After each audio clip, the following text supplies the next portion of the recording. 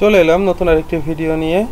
এই পর্বে আমরা দেখব আমরা যে মাইক্রোসফট অফিস ওয়ার্ডে যে আমরা যে টেক্সটটা লিখছি এই টেক্সটের এখানে name, father's name, address, mobile এই যে লেখাগুলোর হেডিংগুলো থেকে একটু দূরে সরায় লিখতে হবে। তো আমরা জানি যে দূরে সরায় লিখতে গেলে কিবোর্ড থেকে ট্যাব প্রেস করতে হয়। তো এইভাবে ট্যাব প্রেস করে করে আমাকে প্রত্যেকটা লাইন বাই লাইন সরাইতে হবে। তো এটা একটা আমাদের জন্য খুবই একটা কষ্টের ব্যাপার।